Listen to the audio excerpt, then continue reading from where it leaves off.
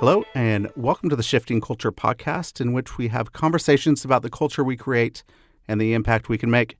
I'm your host, Joshua Johnson.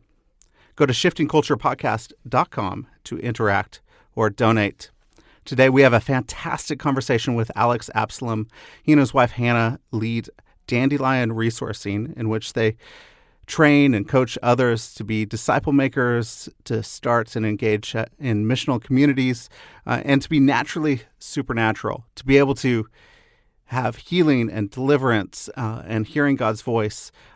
This is a really good conversation, an important conversation for those of us in the West to figure out how we can have an overflow of the Spirit, be empowered by the Spirit in everyday life, have natural conversations that lead to praying for others to see Jesus encounter people in everyday life.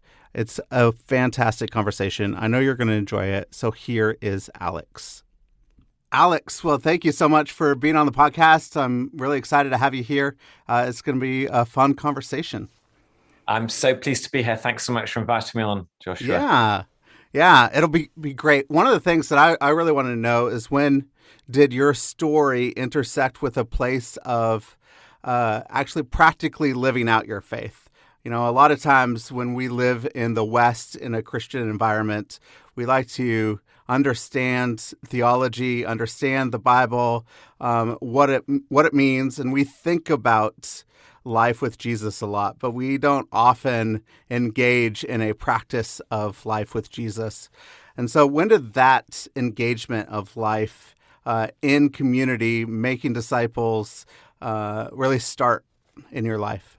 Well, I wasn't raised in a Christian household, so I would say I was raised in a good pagan household. So I came to faith in my mid-teens and got discipled primarily at school. And I think it was a process. So I can remember being told, you read the Bible. So I started to read the Bible faithfully every day and reading the Gospels and had my little Bible reading notes and reading about all the miraculous stuff. And I can remember going to older Christians and saying, I've been reading about all these miraculous things. And it says we're meant to do them. So how do I find out how to do these things? I'd like to do it. And you'd find people would kind of shuffle and look at their feet, grunt, and give really unsatisfactory answers. So it was this kind of, I think it was a bug the Lord put in my spirit. And then from terms of the natural supernatural, it was when I was at college. So I had a mono when I was there, and it kind of hung around for a little bit. And one day I was in the church service. So this is in England, obviously, but I had an American pastor. And I had this thought like, I ought to get Pastor Roger to pray for me. So I talked to him at the end of the service, and he goes, well, why don't we meet up this week? So I go around, and I was so excited because I thought I was going to discover like the ancient mystical prayer of how to pray for healing that had been passed by word of mouth from, through the generations, all the way back to the apostles, the original 12 apostles. And so we sit in this room and we chat a bit, and he goes, well, let's pray. And he like lays his hands on me and prays this clearly extempore prayer. And it finishes, and I'm like, all right, is that it? I mean, there's something more here. And the strange thing was that over the next 2 weeks, all my symptoms went away. I mean, turned out healed. And then probably the kind of thing that kicked it on from there was I spent a long summer in South Africa. So this would have been 1990. So apartheid still in force. Nelson Mandela had just been released from prison. It was working with a Christian agency called African Enterprise, who started doing evangelism in the cities of Africa, but they were doing great Bible teaching, this beautiful base in near Pietermaritzburg, but also was serving the poor. Secretly behind the scenes, they were facilitating the peace process between, there'll be a peace transition of power. And also they're into signs and wonders. And so the first time that was really impacted, went with a guy who was an Indian ethnicity, went to an Indian area in Durban, because it was obviously very racially segregated then. And he called me his little pink friend, was how he introduced me. But we went to this place, and there was a little Indian church, but lots of Hindu friends were coming in, and they had these gatherings for this weekend, crazy busy. But I saw, first time I saw deliverance was there. So people who had made vows to gods have those little orange strings around their wrist or whatever. And when they tried to cut those off, demons would manifest. And we're watching healings happen. right in front of our eyes. That's some very dramatic healings take place. And it was in the midst of that and all the kind of this broader context of what was going on there, I felt the Lord say to me, you're to go and do this in the West. And it's this sense of how do we holistically live out the gospel? So it's like you're saying in the setup, it's the intro of we want to be about disciple making. So we do take, spiritual discipline seriously. We want to read the Bible. We want to be people of prayer. We've got to be on mission. We've got to reach the lost. And also we've got to do it in the power of the Spirit. And it's where those three intersect, I think, is how you start to build kingdom culture. That's beautiful. And how do we have that intersection between, that supernatural, the signs and wonders, and the discipleship and mission. And as we're living that out, it's really important that that intersection happens. So as we're living into kingdom and that kingdom culture happens, what do you think is the result of us living in kingdom culture to the culture around us? What is that result? Well, we're told to pray, your kingdom come, your will be done on earth as it is in heaven. So it is something of heaven on earth now. So the things we long for in the future. And I think there's a longing in everyone's heart. Obviously, as believers, we've got clearer language for it. But I think most lost people have this sense of this is how things should be, or when it's broken, it shouldn't be like this. I'm sure you've taken funerals for people, say a young person who dies of cancer or an accident, and everyone there, whatever they believe, is thinking this is not right. And there's something within us that's hardwired for that. And so I think where we can start to minister out of that, I think that's powerful. So it could be something very tangible, like a healing or a deliverance or prophetic word. It could be to do with social justice. So as we live out the gospel lifestyle in our cultures, it could be, where do systems and structures need to be changed? So I think it's different people have different callings within that, don't they? Some people have incredible ministry serving the poor. Some it might be they know how to reach the millionaires. Some it's just in my everyday neighborhood, or I serve at the school and I make a difference. But we're going, I think it's almost like, so there's these broader expressions we have, which, the 7 mountains of culture and society, all those sorts of things we talk about. But I think each individual has to, believer has to know in this season, who is the Lord placed in my hands right now, or as a household, where are we meant to be primarily on mission right now? So, that's important. I think it's so important that we all play a part in it, and we do. How do we come together to see holistic change happen when we're all off doing our own little thing? Is there any sort of communication with one another so that we can see communities really transform from within? So the danger of us as Westerners is we tend to be very individualistic in how we process this. Right. So it's work, and obviously, as we there's much we can learn from non-Western cultures and believers how they do this. So I think one of the things is how we do this in community. So how do we form communities on a common mission? So one of the things that we've seen work well is, there's different language for missional communities or whatever, but house churches. But it's that sense of how do we form bands of believers who are committed to reaching a neighborhood or a network of people. And saying we share this vision. So it's built, there might be leaders who fire that up and fuel it and keep us pointed in the right direction, but it's saying how do we go and not just do it solo? Because I think when we do it solo, we do get picked off by the enemy. So that's quite a countercultural thing, isn't it, for our culture? So how do we do it in groups? And have you seen that work well, to have a communal culture in the West? That we're doing this together. We have this common vision. We know, say, this neighborhood's our neighborhood. We're going to really make a change here, and we're doing it together. Have you seen that work well? Yes, we have. So we came to the States in 2007 from England, and we served in several churches where we were really called initially to help them develop this more missional culture, building communities on a common mission. So we've personally seen about 130 plus of these start, and obviously helped other leaders do this in their context. So, and obviously varying degrees of competency and effectiveness. But so you got the spectrum there. But I think if we can and we're not the only people doing it. It's clearly lots of people are trying these Right. things. But I think yes, it does work, and it can actually be a lot of fun doing it. So it's something we have to keep wrestling with. We have to keep working. I think it's going to keep evolving. It's going to have to evolve now as we come out of COVID. It's going to look a bit different in the next few years.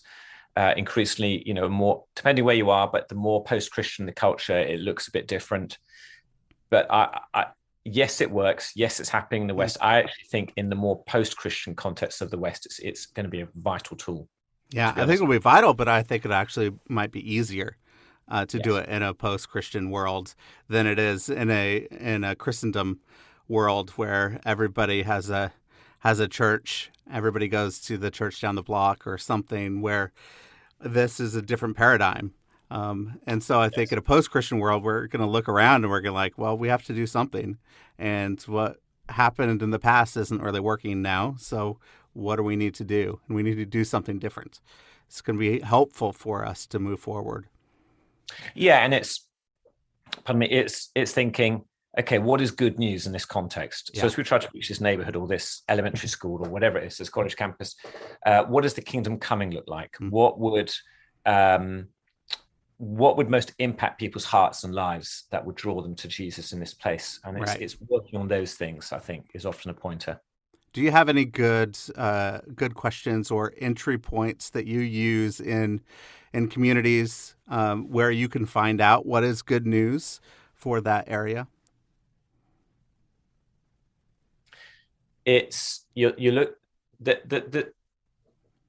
looking at what causes pain. Yep. So what are the things people are talking about you can summarize as causing them pain? What do people celebrate? What do people rejoice in? That's a good indicator. Yeah. You're looking at what do people spend their money on, both good and bad. That can be a pointer. You're looking at who's got the power. So what are the levers of power and how's that being expressed or not? Is it functional? Is it dysfunctional? Yeah. That looks like. So I think you're trying to do that, missionary, kind of basic missionary tools. What's good, what's not good, what's working, what's not working in this particular subculture. Yeah, and that's helpful. I mean, I think we often think here in the West, especially in an individualistic culture, the good news of, Jesus dying for our sins, that he's our mediator before God, that we now have this relationship with God. That is good news. It's very true. But sometimes that's not going to hit everybody in the same way if that's the first entry point that we have. Sometimes Jesus wants to encounter somebody in a different way that says, I'm good news for the specific situation that you're going through at the moment. And so, my wife and I lived in the Middle East for a long time, and we worked with Syrian refugees. So if a refugee comes in and they're coming in from a war zone, they've seen a lot of family members die. They've seen a lot of horrific things. It's hard to say, well, what is good news in the middle of that? But Jesus was hope for them. And so we often started with a story of something like Jesus calms the storm, where Jesus can start to calm the storm in their life. And that started to open people up to say, oh, maybe Jesus is good news for the storm that I'm going through in my life. And then they're willing to start to step forward into a Jesus conversation. And what does it look like to bring hope? And so we saw that because we asked people their story, we engaged them on a specific level in the living room, and we were able to say, hey, here is a story of Jesus that could help. Or, hey, you're sick, let's pray for a healing. Or you need a refrigerator, let's pray that God will provide for you. There is all sorts of good news that really opens people up to more of a life and a hope in Jesus. And that we found that really helpful to us. I love the way how you're anchoring that in scripture as well, where that's, where you can authentically do that. And that's really powerful too, isn't it? That kind of brings that alive, helps people encounter Jesus in the Bible. And what I hear you say is a phrase that we use a lot, which is we'd say, can I pray for you? Yeah. So there's so many situations, and it could be difficult, like what you described there, those poor folks coming out of Syria, just unbelievable devastation and awfulness.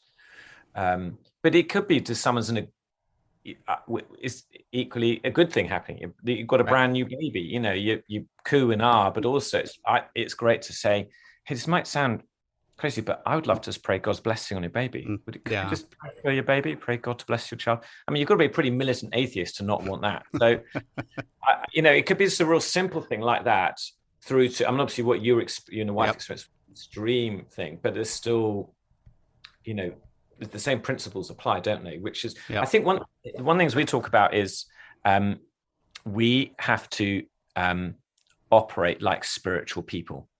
And I think too often Christians don't want to operate as spiritual people. We want to operate with resources as the world. And we do have those resources.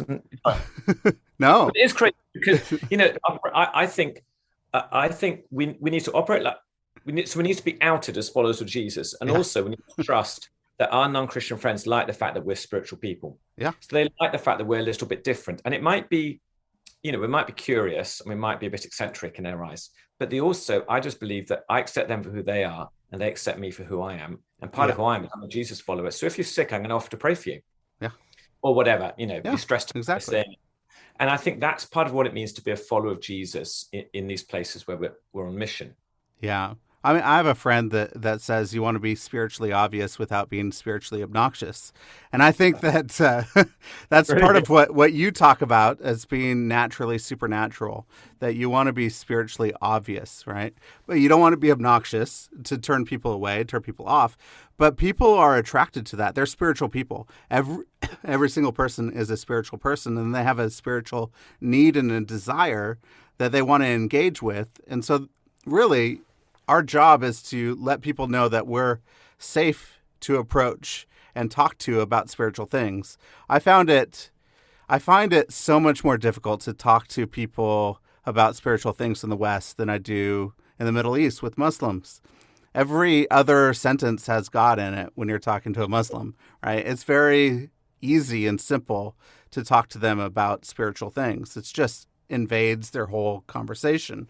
And so what are some of the tricks and the tools that you use to really engage people in a natural way in spiritual conversation and spiritual things? One way we describe this is we think of a manual gear stick on a car. Mm-hmm. Yeah. And so there's 6 gears, say, on that, and the reverse. So we think of different gears in the conversation. So first gear is casual conversation. Hey, how are you? Sport, weather, job, whatever. That's fine. We all need to do that stuff. Second gear is a meaningful conversation. So that's we start to get a bit nosier. I think we're meant to be nosy in conversations, and it's really about the why and the what questions. Oh, that's interesting. So it sounds like you're really good at your job. What is it about you that makes you so good as a teacher?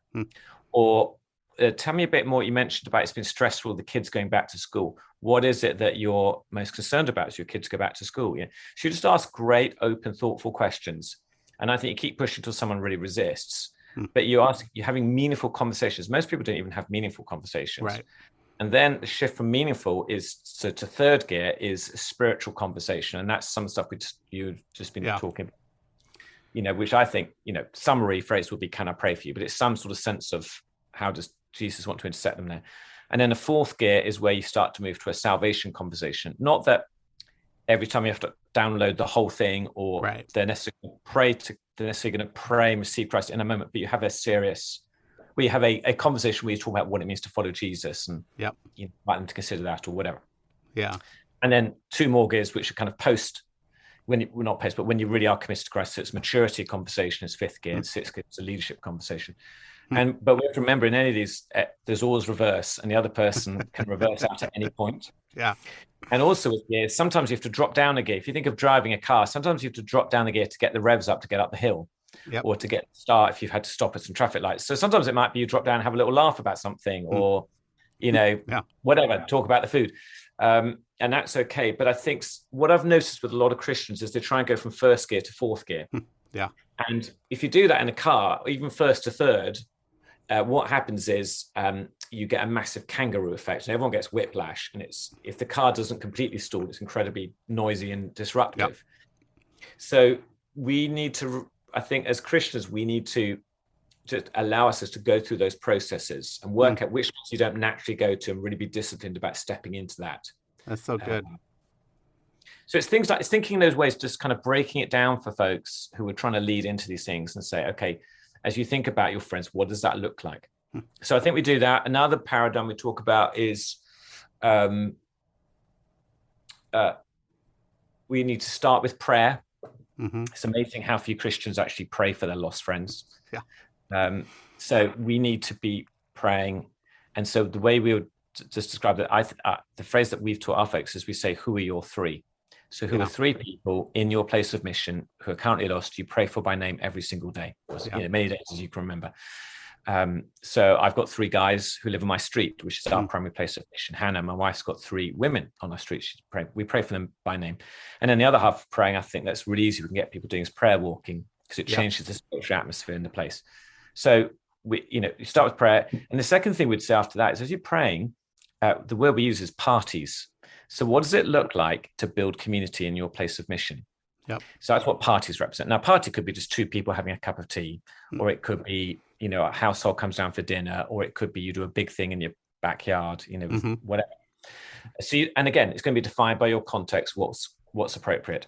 So and really what you're doing in those spaces is you're building community. You become a hub of activity. You do get favor. We've noticed it. We've been very intentional during COVID to do that in our context. We were doing it before, but we've really pushed into it. And we know we've heard enough stories back now that people really view us with a lot of kindness and favor. We've got a bunch of Orthodox Jews on our street, and they think we're great, even though they're very separatist generally as a subculture. But I think that kind of, how do we build community? And then in the context of you building community, you're looking for the ones who are your people of peace, who are, they like how Jesus looks in you. And so you're looking for those, and they're the ones you're particularly going to invest into. And, you hopefully you move to a place where you can do the "can I pray for you" sort of conversations. So, so something we'd say to churches sometimes, if you as a community did the praying, the parties, and looking for your people of peace, do that consistently for 1 year. It's all we want you to do, and see what happens. Yeah. I think we often in the West, we miss that first part and second part of praying, and then your parties, is that building of the community in your area, because we're so individualistic in the West that we don't have community. So we often, we teach a lot about disciple-making movements, church planting movements, and we talk about the person of peace. And in places where there's already an established community, that's the first place we go to, is the person of peace. But we actually have to step back here in the West, and we have to build community first, because we don't have a community for the gospel to actually flow through, because it's not built yet. So I think that's brilliant to be able to go and help people to understand that building community in an area that you live and you work and you play is really crucial, and something that we have to walk in, and we have to start to do that with other people. We have to bring others along so that that community can be built. And so, like, for example, in our street in Kansas City, where we have, I go to a church where three times a month we meet in homes. Then we have a large gathering once a month. So we're in my home primarily most of the time. And so we've built this community where people down the street have noticed, and we have had people on the street come to church. We've had people come down and ask for prayer for things that they've going through. And we've had people come and bring us food. There's all sorts of things that have started to happen. The people have gotten on a text chain, and it's because I think we've been people that are spiritually obvious in our neighborhood, and those people that want that and are attracted to that are coming out of the woodwork in our community. And it's not just people going into their garages and then not seeing each other for the rest of the day. Yes, I love that. That's so cool. Yeah. And I think with, like you say, like you've done, I'm not as extreme as you going to the Middle East, obviously, but so in England and the US, we've moved quite a few times. So we've always started praying, who are our people of peace, Lord, in the new plans and all that stuff. And I agree. I think we're seeing more and more, there's this, you have to, even someone who's spiritually open to you and has the marks of a person of peace, so many of them don't actually have a community around them. Exactly. Yeah. So we start to form communities for folks to allow the gospel to transfer. So, and I think the more, so we live in Los Angeles now, and having lived in Oklahoma City and Northeast Ohio, so we've lived in different parts of the US. But a little different. Very different, yeah. Came from England to Oklahoma. We thought it was 2 years for a bit of cross-cultural experience. So it was cross-cultural, you know. Yeah. We loved it. Actually, hello Okies. We loved Oklahoma. We love it. It was so warm and fun and delightful, but it was very different, which is awesome. And actually, I'm glad we had that. We're glad we had living this, because I think if it comes to LA, it's more like Europe. So in some ways, it was less stretching. Yeah. But somewhere like LA, there's such a lack of community. It's been incredible to see. So you really have to work hard at that. And now the good news, of course, is the bar is so low. Anything you do makes you look like a genius in the community, in your neighborhood or your school or whatever it is. But I think people don't know how to do the community piece. We're so fragmented in the culture. Yeah. That's important. Living in the Middle East, we saw a lot of things happen. We saw a lot of dreams of Jesus. We saw mute people start to speak again. We saw a lot of, healing of cancer, and a lot of provision, a lot of signs and wonders, things that are naturally happening in that area. I mean, it didn't happen every day, but it probably did somewhere every day, just not in our, sphere. So why do you think that primarily people don't notice it happening in the West? I'm not going to say it doesn't happen. I'm just saying people don't notice it happening in the West. I like the way you frame that question. I wonder if it's to do with persistent expectancy. So I think if we want to step into that more naturally supernatural, being empowered by the Spirit, we need to come with a solid expectancy or faith that when we pray, God is a good God. He's not in a bad mood. He does like to heal or answer prayer or bring peace to those friends, those folks you were talking about in the refugee camp or whatever it is. We can list the range of things that we're not having to prise them out of his grip or something. He wants to give these things more than we do. He hates cancer more than we do, etc.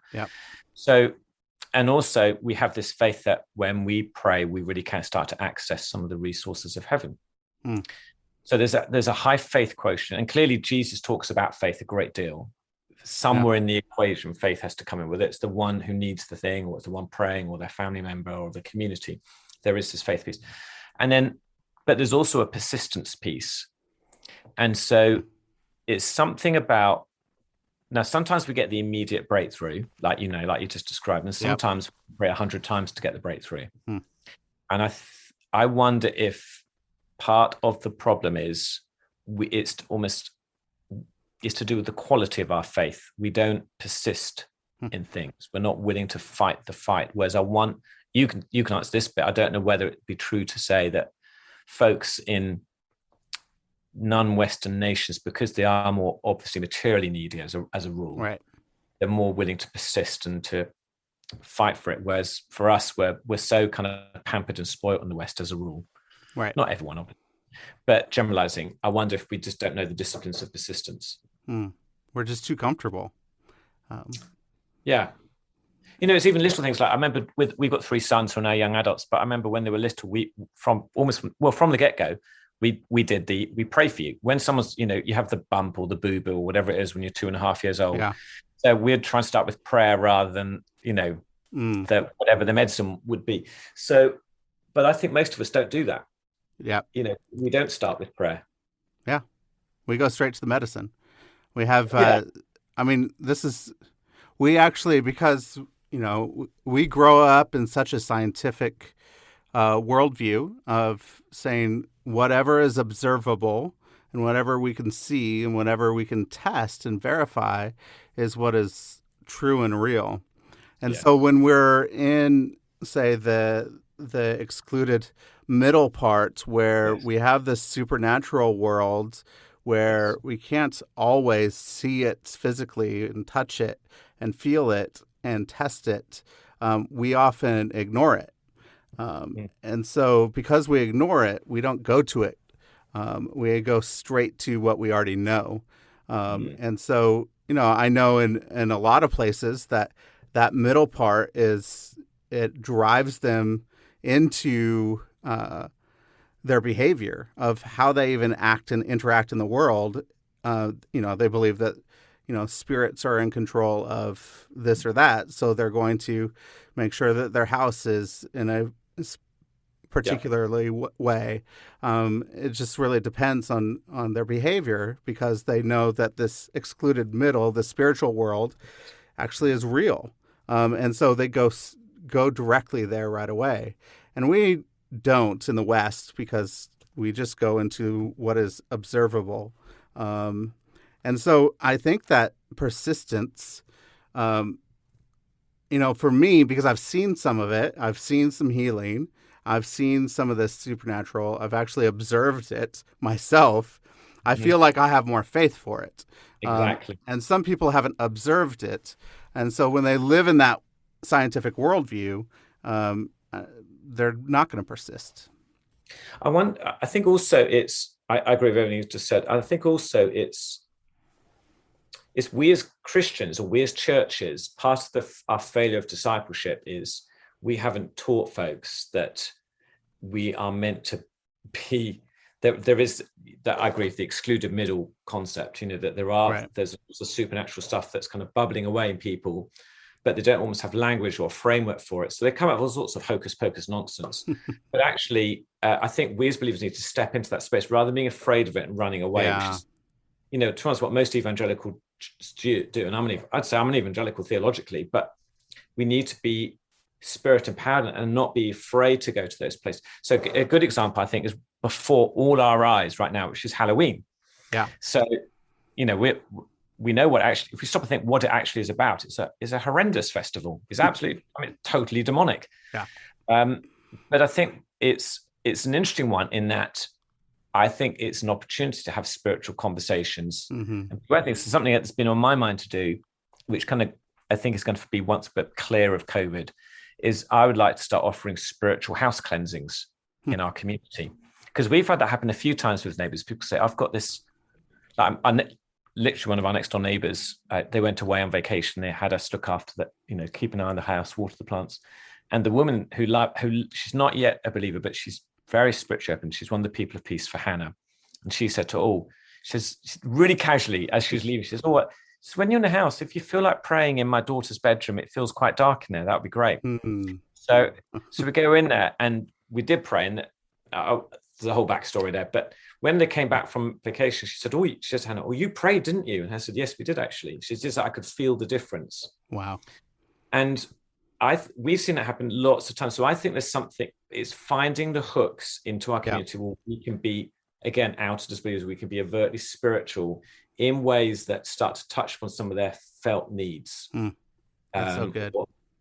Where are the edges where people open? And if you look at the fascination with horror and with, dark stuff and the novels that lots of particularly, adolescents are reading, or that there's a lot that this stuff isn't just there because people go, it's just a bit of fun. Right. It's more than just a variation of Star Wars or something. I think people recognize, enough people who mess with it realize there's something there. Yeah. And I think we clearly do have a message that starts to respond to that and helps explain it, but also can deal with it as well. So I think we as believers need to step into the greater confidence in those moments of responding well. Yeah. As thinking about Halloween, I'm thinking a little bit right now. I'm thinking about my 4-year-old son. But having a 4-year-old reminds me that he wants to talk about spiritual things. He has a spiritual curiosity from a very young age. A lot of times he's thinking, he's having dreams. What does this dream mean? He's, maybe having a vision or something where he gets scared. but he wants to talk about spiritual things. And he knows, so from the very beginnings of our life, we're very much spiritual people and engaged in that spiritual world. Why do you think we lose some of that in the West growing up? It's a culture that doesn't value the non-rational. So like you were describing earlier. So I remember having a conversation with one of my neighbors who's an atheist Indian rocket scientist. And so he's actually got more cultural Hinduism than he lets on. But we used to go out and have a beer and debate. He loved debating it. We really, we had great conversations. But I remember talking about the healing thing, like you mentioned earlier, miraculous. And this was, I told him a story of someone, a young woman we know, church planter, and she'd had multiple sclerosis, and we were part of a group praying for her, and she got completely healed. And the doctors have no medical explanation for how, because it's not something, physically it can't go into remission. Right. Yeah. There's no way what happened. So, and we've seen that disease heal before with another person in the church back in England. So, and his response is, well, it was long lines. It's unless I can see that repeated in a science lab 100 times out of 100, I'm not going to believe in it. So, then I did the old kind of classic. I said, well, prove to me that your wife loves you. And, of course you can't, because it's a different type of knowledge. It's not a scientific knowledge. It's a relational knowledge. And I think often our popular culture at one level, and the way we're educated is so, it claims it's scientific. I don't think it's that scientific half the time, but it's very poo-poo of these things. Yeah. But we need to be not unwilling to push back on that and equip our kids how to view things, how to process stuff, and how to spot the moments where we can challenge that prevailing narrative. Yeah.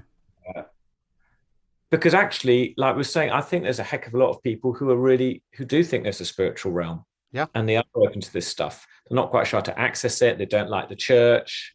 They don't like religious hypocrisy and so on. Yeah. So it doesn't mean they're not open to the spiritual. Yeah.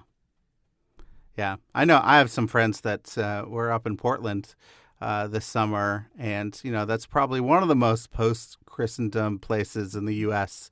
At the moment. And my friend was saying that I didn't even try to have Jesus conversations, but people were just giving their lives to Jesus. It just naturally came up because people are naturally spiritually curious in that place. And they have such a yearning in their soul for an answer in that spiritual part of their life. And so I think you're right. People are open to it. And I think people are willing to engage that. I think that in my experience in church in the West, a lot of the church is afraid to engage in those conversations with people in a spiritual time and place. And I think, Jesus himself, when he went into a place that we would think would defile us, he wasn't defiled, but people were cleansed and they were whole. And they were healed in the middle of darkness, right? He brings light into the darkness, which disperses the darkness. We often think that the darkness is going to invade us and infiltrate us, so we don't want to engage in something that is not of the light. Yes, it's interesting. So where we are we live in Long Beach, South Los Angeles. So it's a place that's got a very large homosexual population. So it's one of the first.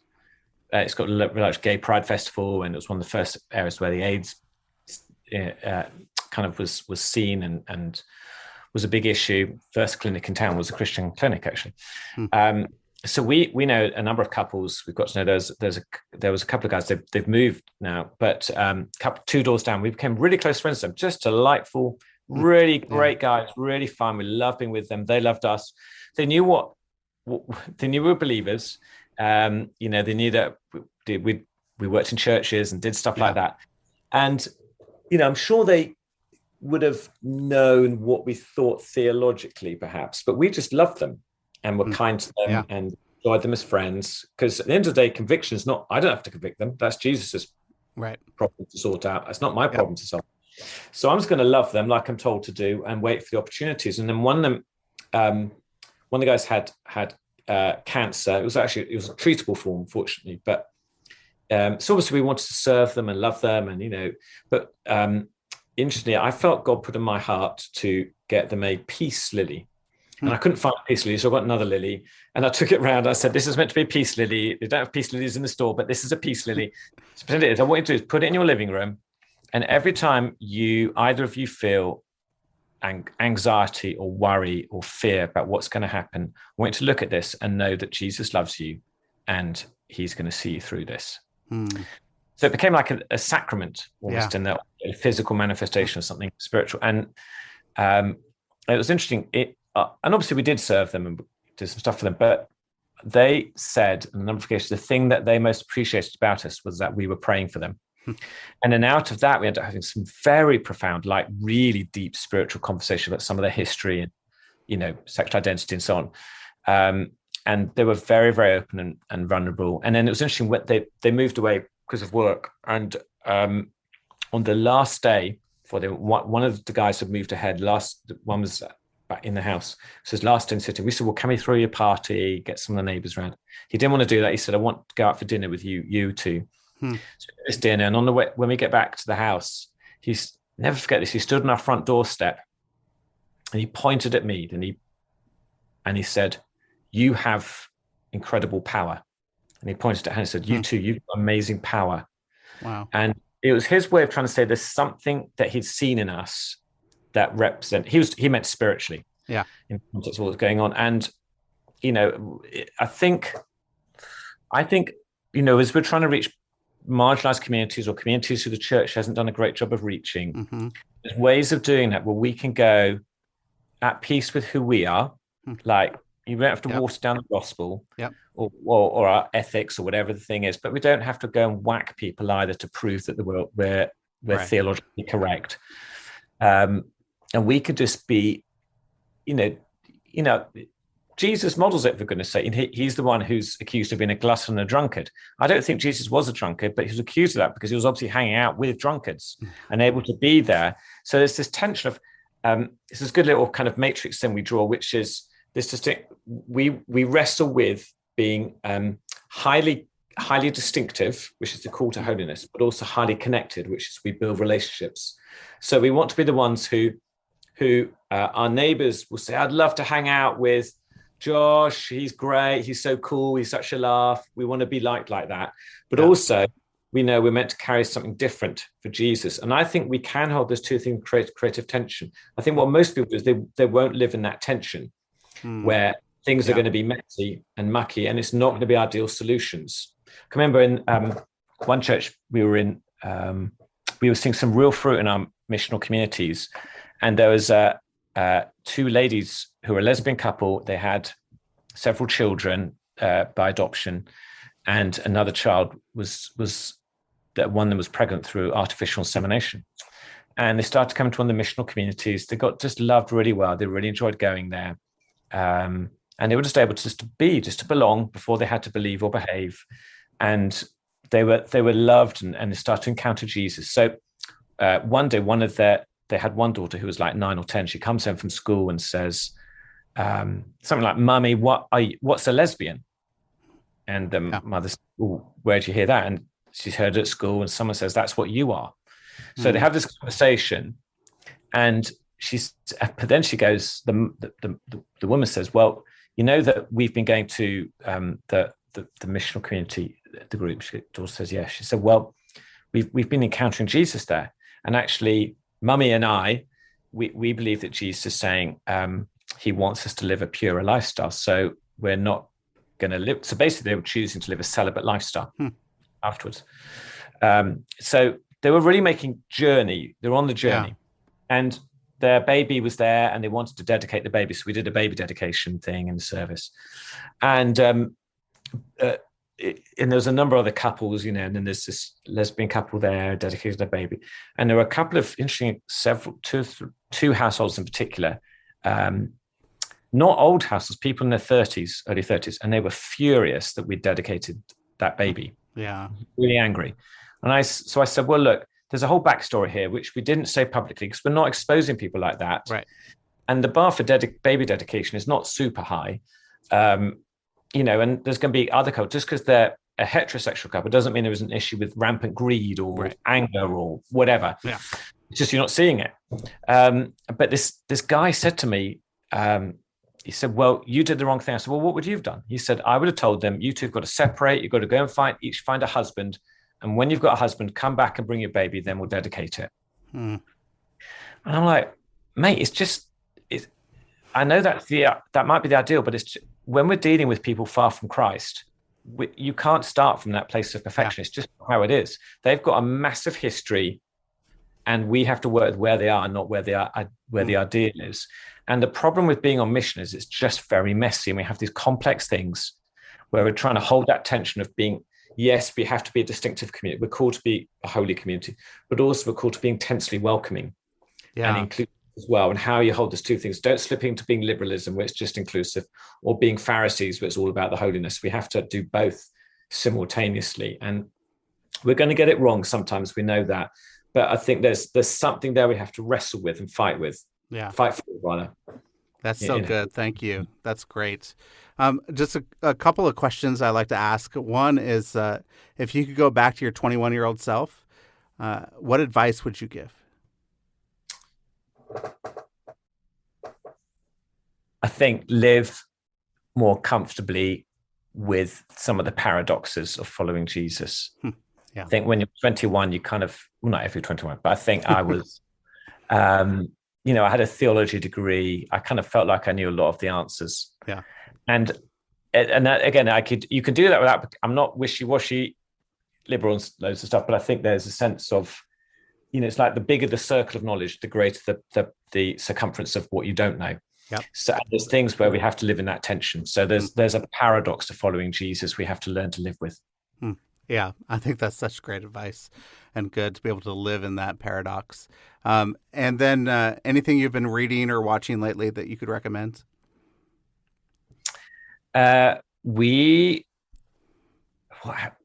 Well, obviously the new James Bond movie, because I'm English, so I have to recommend that.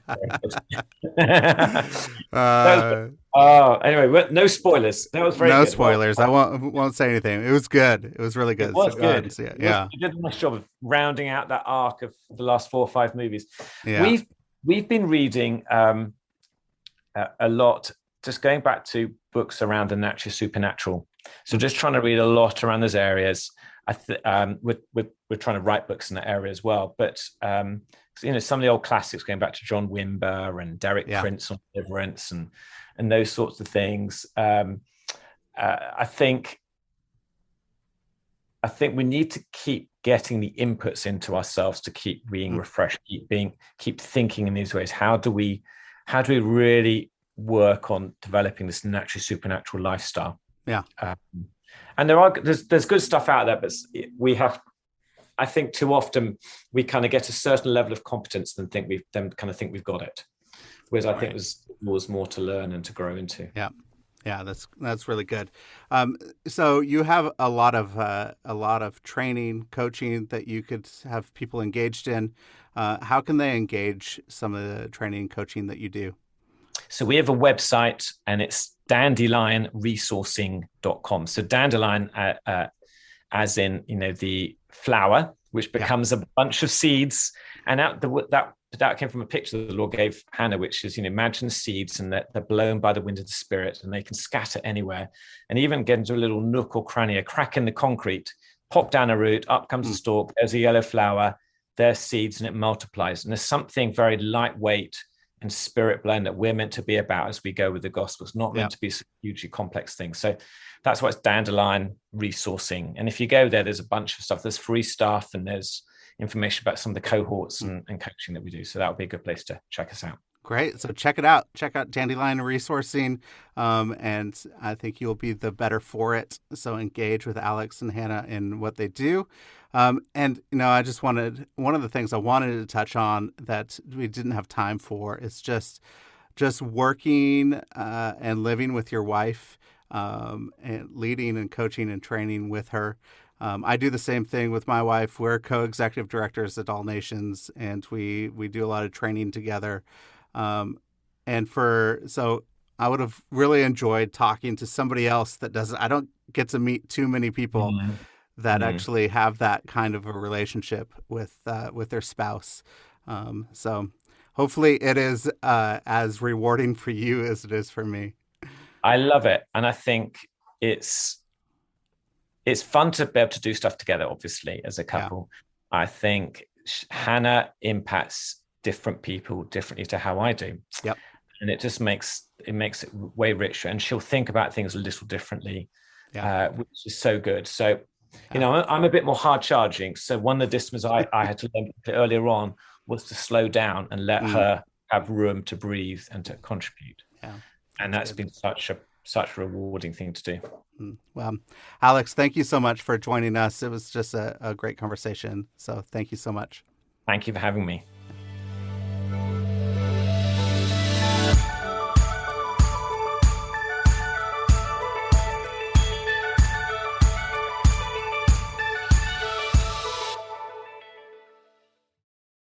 Thank you for listening to the show today. If you're really enjoying the show, please don't forget to hit the follow button on your favorite podcast app. You could do it right now. Just hit that little plus. And then I would love it if you would leave a rating and review on Apple Podcasts. So you could go right now to the show and leave a star rating and review and let us know how you are enjoying the show. And find us on Facebook and Instagram. So if you want to connect, interact, I post a lot of quotes and different things that you could actually interact with the episodes and let me know how you are enjoying the show. If you feel inclined to donate, there is a support the show link in the show notes, and it would send you directly to a page where you could donate so that new episodes can be produced for your enjoyment. So thank you so much for listening, and I hope you have an incredible week.